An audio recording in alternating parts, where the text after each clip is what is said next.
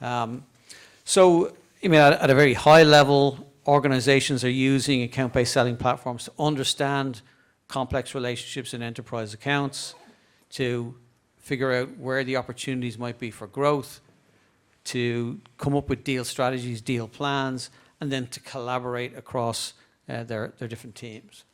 So as a market category, though, it's changed pretty significantly, right?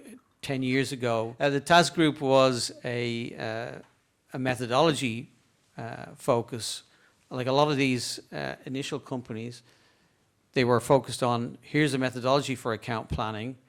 And then as Salesforce developed and kind of grew across organizations, they realized they needed a technology component to go with their method, right? And so you had these Salesforce plugins. Some of them were good, some of them were bad. And it was a pretty mixed bag, and it was still heavily reliant on the seller to provide and fill in forms, yellow forms, gold forms, blue forms, whatever it might be.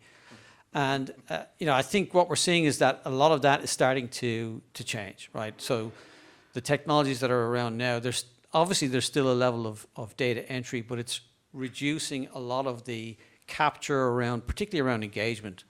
What engagement's taking place between sellers and buyers, members of your organization, other stakeholders in the buying organization, and giving you a more complete picture of what's really going on.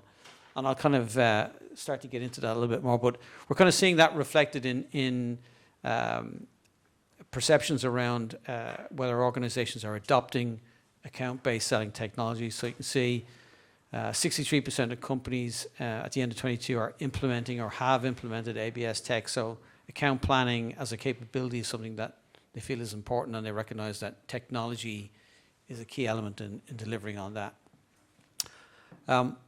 What I did want to speak to is just how some of the dynamics around B2B buying are changing.